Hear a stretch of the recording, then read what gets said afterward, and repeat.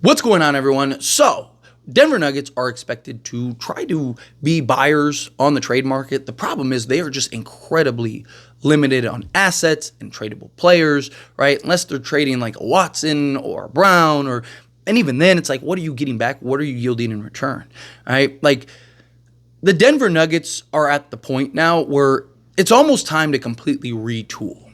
You have Jokic, still one of, if not the best players in the entire NBA. Jamal Murray, I think, is the problem for the Nuggets. Guy just doesn't take conditioning and health and stuff serious enough to really be that reliable guy on a nightly basis. Look, when he's on, he's an incredible player, but he's having a rough season. He's had his struggles the last few seasons. Even when they won the championship, he wasn't like super stellar on a nightly basis, right? We all remember Jamal Murray going toe-to-toe in the 2020 season, dropping 50s in the playoffs and stuff, and going head-to-head with Donovan Mitchell and just like having these classic playoff performances and games where Jamal Murray by himself would just completely take over and go win games. Those days just seem long gone. Guy has not been great staying healthy. The guy has had real conditioning issues coming into the season. It's just like he's out of shape. He's not like where he needs to be as far as athlete-wise goes. And then it's like, well, why does he keep getting hurt? It's because he's not taking care of his body the way that he should be as a professional athlete. And it's like, at what point, if you're the Nuggets, do you go, we might need to trade Jamal Murray, right? I think if you're Denver, and this is just my opinion, right? I think if you're Denver, you need to consider, hey, let's shop and see what we can get for Jamal Murray. Let's see if we can, if a team is willing to give us some stuff, maybe reset a little bit here, right? Do you trade like Michael Porter Jr.? Aaron Gordon, I really like Aaron Gordon for what he does, right? The toughness, the physicality, right? Like he's just like a do-everything, like Swiss Army knife guy for Denver. I would want to keep him personally.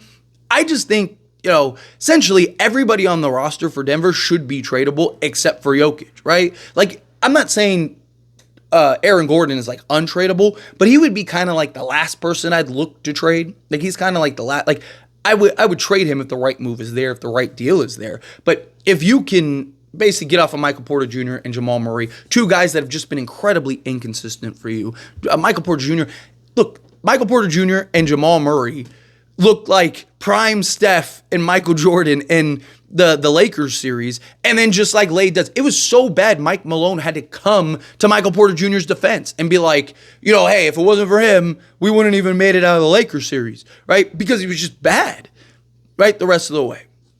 And Denver still was able to force a Game 7 with basically Jokic just taking over, going toe-to-toe against the four-time Defensive Player of the Year and Rudy Gobert and Karl Anthony Towns, two bigs. And he was still he averaged, 30, 11, and 8, I think, in that series, right? And he didn't have the help from his supporting cast. He didn't have the help from the other guys.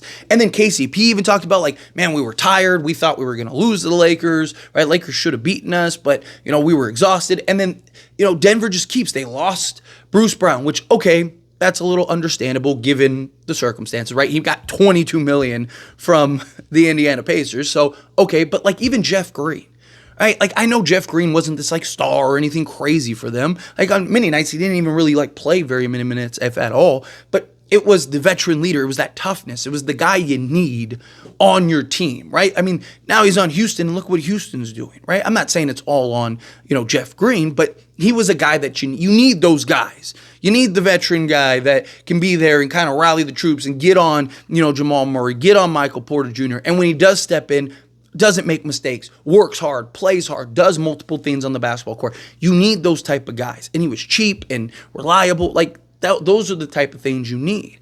And now you lose those guys, and then you go and you lose KCP for nothing. What do you expect? Now you're in the position you're at, and now you're trying to trade a bunch of scraps and little picks that you do have, and you're going to get what? Right? Like, what are you going to get? You're not going to get anything that's going to change the tide for Denver. Look, as long as they have Jokic, they have a chance, right? Like, no one would be surprised if they're in the conference finals again or anything like that. But it's just, at what point, if you're Denver, do you go, okay, we need to kind of reset here, right? You don't have to trade Jamal Murray. You don't have to trade Michael Porter Jr., but I think you at least field you kind of like have those conversations. You can always play dumb, because leaks are going to get out and stuff like that. You just go ahead and do the whole, what are you talking about type thing, right? If you really had to, right? But I mean, these guys aren't performing to the level in which you need them to perform on a nightly and regular basis, right? And I just think if you can get, even if you have to have kind of this like in between year, right? And it's frustrating. One, I don't think Jokic I'm not saying he doesn't want to win, but I don't think he would be like, oh, get me out of here if there's like that year in between, right? He's happy, he's comfortable, right? He plays basketball, as like a part-time job. It's essentially Jokic, right? Like, he shows up, goes to work. As soon as the season's over, boom, he's back in Serbia, riding horses and living his best life, right? So like, I don't see him being like, well, if you get rid of all these guys, you got to get rid of me too, right? Like, especially if you can kind of take a year or so, retool, get the right pieces, and then get back into contention. I think that's the best course of action for Denver, right? Because like what you're doing, I just don't see working. I don't see them staying the course, right? There's some teams like Houston. I don't want to see Houston make a big push, make a big swing, make a big trade or anything crazy like that, right? Like, because if the right star becomes available, sure.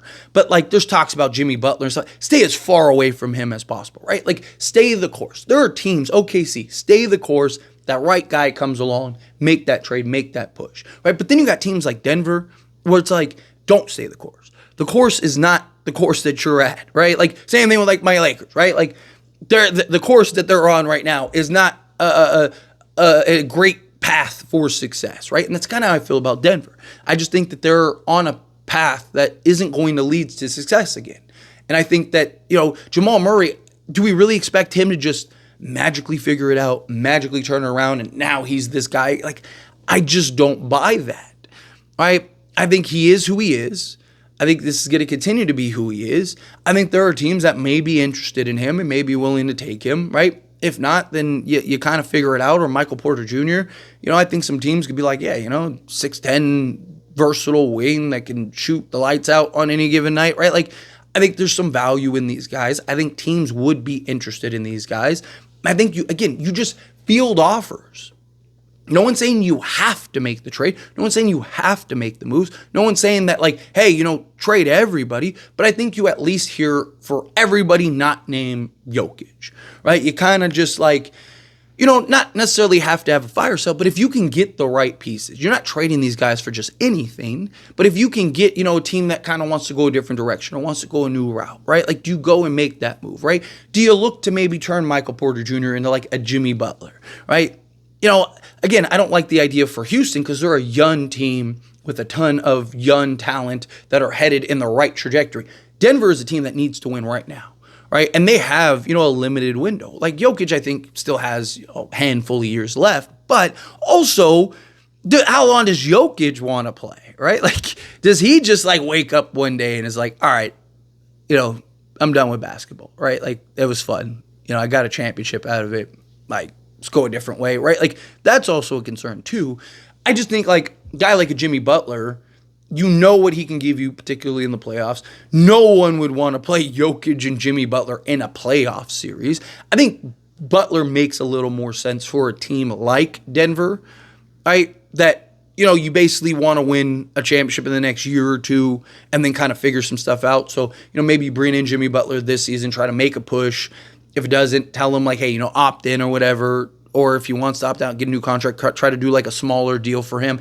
Worst case, if he leaves, right now you got like this cap space to kind of, again, retool, kind of restructure, figure some stuff out. Free agency should be pretty good in this upcoming season, right? Like, I think if you're this team, I think you kind of look to see what you can do, right? Like, kind of figure some stuff out and just see like what's available, what's out there, right? Like, where do people value Jamal Murray? Where do people value Michael Porter Jr.? Look, maybe teams are just like, you keep them, right? They're overpaid, they're whatever. That's always a possibility too, but you don't know unless you actually try. And who knows, maybe Denver already has been fielding those offers. Maybe they've already had those conversations. But you got to do something if you're Denver, right? If you're serious about winning and you want to win, I think you start looking to maybe have a bit of a fire sale, right? Like if you can just unload everybody and kind of reset around Jokic, take a year or whatever, like to get it right. I mean, you can't take too long. That's the problem, right? Like you can't go into like a 3-year rebuild, right? Like it's got to be moves that are proper and strategic, right? It's got to be moves that like, okay, we can do this, this, this, and this. Boom, here we go, right? Like, okay, hey, Jokic, we just need this year to kind of get the final pieces and we're off to the races, right? Like that's kind of where I'm at with Denver. But anyway, as always, this is a discussion and I pass a question on to you. Let me know your thoughts and opinions down in the comments below. What do you think? How do you feel? What are your thoughts? Do you agree? Do you think like, yeah, look, Denver's got to do something. You got to at least field these offers, right? Worst case, nothing comes of it, and you kind of just stay the course where you're at. Best case scenario, maybe you find the right moves, maybe you find the right trades, maybe you get the right piece or two, because you never know especially once we get closer to the trade deadline, you never know what actually becomes available. You never know what actually is available. But I just think even if it's not this season, even if it's not the trade deadline, right? I think you at least look in the offseason, especially if you have another disappointing season. Let's kind of reevaluate in the offseason. But I feel whatever your thoughts are. I'd love to hear it either way. Let me know down in the comments below. That being said, if you haven't liked this video, hit that like button. Helps me a lot. So we enjoy these types of videos. Truly appreciate it. Not subscribe channel, hit that subscribe button. Turn on the bell notifications. Appreciate y'all. See you in the next one. Thank you.